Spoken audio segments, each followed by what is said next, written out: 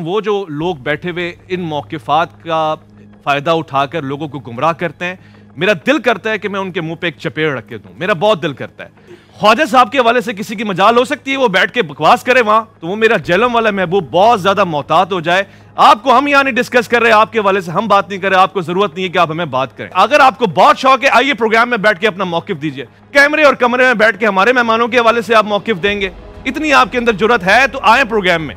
उसके लिए आपका जिगरा नहीं चलता है। हमने अपनी जुबानें रमजान में तो सीली हैं कि हम आपके हवाले से कोई बात ही नहीं करना चाहते ही नहीं आपको, तो फिर आप क्यों हमारे हवाले से बोल रहे हैं? बाप को भेज, तेरे बस की बात नहीं। The required live debate challenge can not be through as per the company policy. वो कहते हैं इस तरह का कोई लाइव प्रोग्राम हम नहीं चला सकते, कंपनी पॉलिसी इसको सपोर्ट नहीं करती।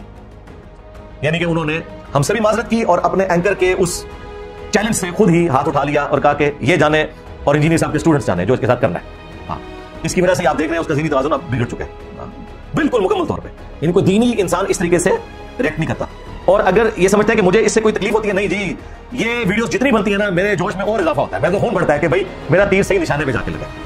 हाँ, लोग अपने खिलाफ कमेंट्स पढ़ के ना डिप्रेस होते हैं। इन जैसे लोग मेरे खिलाफ वीडियोस भी आ जाए ना, मैं कहता हूं कि मुझे डिस्कस करें ताकि आपकी पब्लिक पूछे कि इंजीनियर कौन है जिसने तुम्हारी रातों की नींदें हराम की है, फिर वो हमारे जरिए रसूलुल्लाह के साथ जुड़ जाएंगे इंशाअल्लाह सल्लल्लाहु अलैहि वसल्लम। वरना मुझे बताएं मैं इतनी पब्लिक को किस तरीके से दावत पहुंचा सकता था अपने छोटे से प्लेटफॉर्म से। आप में से जरा रियल टाइम लोग हाथ खड़ा करें, कितने लोग इस प्लेटफॉर्म से जुड़ने से पहले बरेलवी, देवबंदी, अहले हदीस या शिया थे? तो और आप में से कितने लोग हैं जिन्हें मेरा तारुफ नेगेटिव हुआ था शुरू में कि ये बड़ी पैडिशा आई है? तो ये देख लें, ये इन लोगों की मेहरबानी है अल्हम्दुलिल्लाह। तो हम नहीं चाहते ये इस तरीके से बोलते रहे, आवाम खुद फैसला करेगी अल्लाह के फजल से। और मैं आपको अंदर की एक बात बताऊं, और ये मैं डायरेक्टर शेख मदनी साहब की इजाजत से बता रहा हूं।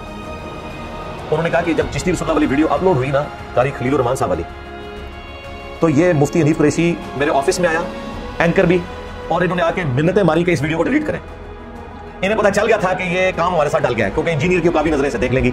हाँ, वो कहते हैं मैंने कहा जो मर्जी हो जाएगी, अब वीडियो डिलीट नहीं होगी, इसलिए कि आप लोग लाइव इसे डिस्कस कर चुके हैं। अगर आप लोगों ने डिस्कस ना किया होता और बात थी, अब चूंकि आप लोगों ने डिस्कस किया है तो ये मैं डिलीट नहीं होने दूंगा। जिसमें कारी खलील साहब ने चिश्ती रसूलुल्लाह वाला रेफरेंस उस दौरान भी रोकने की कोशिश करते रहे, और देखें एंकर की जुबान बाहर निकलाई थी उस वक्त। वो वीडियो को गौर से देखें, जब वो बोलना शुरू हुआ तो उसकी जुबान निकल आई, क्योंकि घबरा गया। वान तुम तालमून, इन्हें पता है कि ये मामला बिगड़ा हुआ है, वो तो मजबूरन उनको चलाना पड़ा। और फिर कारी साहब ने छक्का मारा कि भाई इकरार साहब उस जमाने में होते तो आपके चिश्ती साहब के पीछे भी पड़ जाते। अब ये तो उनके लिए बहुत बड़ी गाली है कि हमने अपने बुजुर्गों को सामने बैठ के गाली दिलवाई है। अब ये जो ड्रॉप सीन इस पूरे एपिसोड का होना था वो तो हो गया, अल्लाह के फजल से।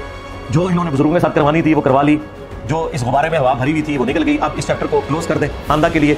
अपने स्टूडेंट से भी कहूंगा कि कुछ अर्सा पहले वो वर्गलाए गए थे इसी तरह के लोगों की तरफ से, अब उन्हें भी समझ आ जानी चाहिए कि ये सिर्फ गिद्दड़ बकिया की होती हैं, एक्चुअली इनके पल्ले कोई शाय नहीं। और आपको भी पता है कि इस तरह की चीजों को क्या कर सकते हैं।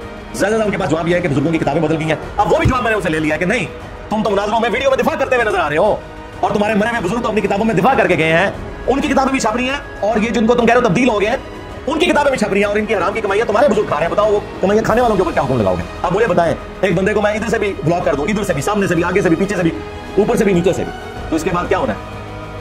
इल्मी मौत, ऑक्सीजन उनकी खत्म कर दी अल्लाह के फजल से। लिहाजा ये अब चैप्टर क्लोज, आंदा हमें भी कोई इस हवाले से मजबूर न करे।